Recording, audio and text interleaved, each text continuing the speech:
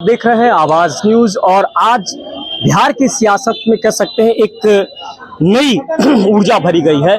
सम्राट चौधरी तेज तर्रार नेता, युवा नेता को प्रदेश अध्यक्ष का कमान मिल गया है और ऐसे में कुछ यहाँ पर जो कार्यकर्ता है उनसे भी हम बात करने की कोशिश करेंगे, उनकी भी राय लेंगे कि क्या वो समझते हैं, क्या वो जानते हैं।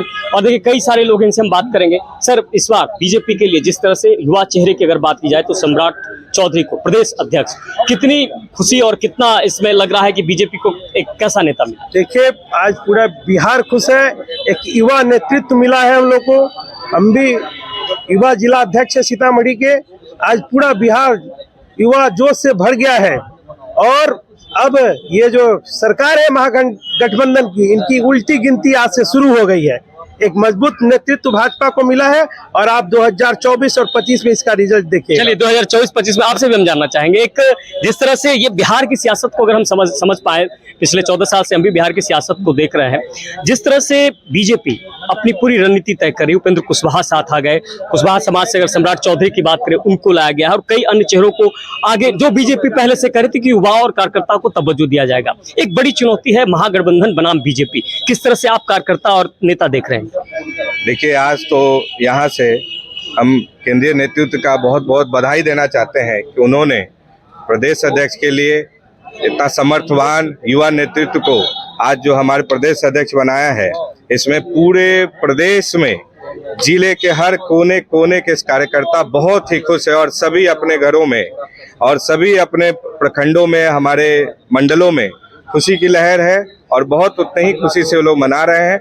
और ये बहुत बड़ी चुनौती है। हम लोग 24 और 25 में भाजपा की सरकार आदरणीय प्रदेश अध्यक्ष सम्राट चौधरी जी के नेतृत्व में बनाएंगे और प्रचंड बहुमत से हम लोग जीत के आएंगे। चलिए, प्रचंड बहुमत से ये जीत कर आएंगे। और देखिए, तमाम युवा हैं, तमाम नेता हैं यहाँ पर। हम युवा से बात करें, ये बताइए, जिस तरह से लगातार नीतीश कुमार बीजेपी के साथ रहे, अब वो महागठबंधन का दामन थाम लिए हैं। आप युवा, अगर जो आगे आने वाले आप लोग धरोहर हैं राजनीति में, आप लोग एक बड़ा कह सकते हैं कि परिणाम देने में एक कह सकते हैं सक्षम है, तो क्या लगता है कि नीतीश कुमार लगातार बीजेपी के साथ रहे, आज महागठबंधन का दामन थामे, लेकिन फिर एक युवा चेहरे को सामने लाया गया है, कितने खुश हैं आप?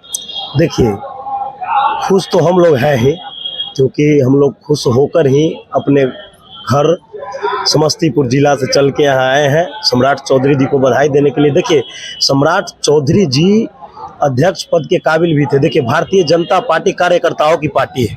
भारतीय जनता पार्टी में हर कार्यकर्ताओं को मौका दिया जाता है। तो भारतीय जनता पार्टी, ये नीतीश जी कोई चुनौती है नहीं हम लोगों के लिए। देखिए, बिहार की जनता अब जाग चुकी है। बिहार की जनता आदरणीय लालू यादव जी को भी देख चुकी है, नीतीश जी को भी देख चुकी है और पूरी तरह से बिहार की जनता अब नीतीश जी से उपज गई है। इनकी जो पलटने का जो रीति है, बार बार इधर उधर, उसको देख करके नेता विनोद जी, जिस तरह से आज प्रदेश अध्यक्ष की अगर बात की जाए तो प्रदेश अध्यक्ष के कमान सम्राट चौधरी को के हाथों में दे दिया गया और आप लोगों के बीच कहीं न कहीं एक नई रणनीति, नई ऊर्जा के साथ एक नए तरीके से बीजेपी उभर रही है। विनोद जी, आप लंबे समय से बिहार की राजनीति से जुड़े हैं, क्या कहेंगे?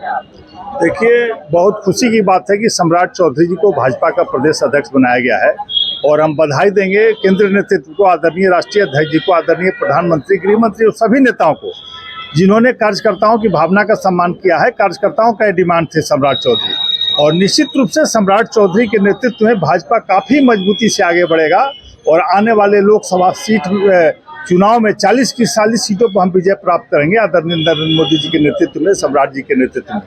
और निश्चित रूप से आप देखेंगे कि विधानसभा चुनाव में भी काफ़ी असर पड़ेगा और भाजपा की सरकार पहली बार पूर्ण बहुमत की सरकार बनेगी बिहार में।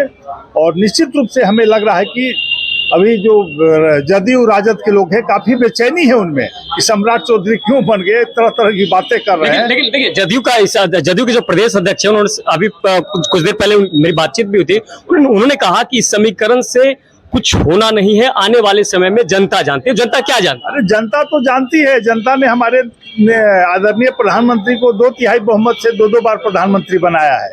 तो जनता तो हमारे साथ थी। समीकरण की बात वो कर रहे थे, नीतीश कुमार जी को ले गए हैं जो अप्रासंगिक हो गए हैं, अब वोट उनके साथ है नहीं।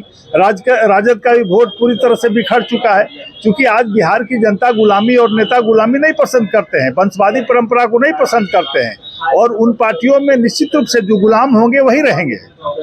चलिए, ये हमारे साथ विनोद जी थे, तेज तरार नेता। और यही देखिए, भाजपा यानी कि संगठन और महाविस्तार अभियान, जिस तरह से बिहार की सियासत को अगर हम देख रहे हैं तो बिहार की सियासत में बीजेपी ने एक तरह से कह सकते हैं कि अपना हर पत्ता धीरे धीरे रखना शुरू कर दिया है।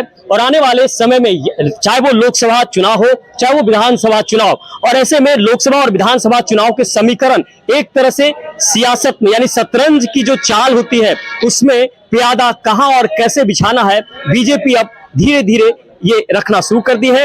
और ये तय है कि जिस तरह से सम्राट चौधरी को सामने लाया गया है, प्रदेश अध्यक्ष बनाया गया, युवा और तेज तरार चेहरों को आगे लाकर कहीं ना कहीं बीजेपी ये मैसेज भी देना चाहती है कि जिन कार्यकर्ता या जो तमाम नेता पूरी तरह से समर्पित है पार्टी के लिए, आने वाले समय में विधानसभा चुनाव में एक नई तस्वीर सामने आएगी।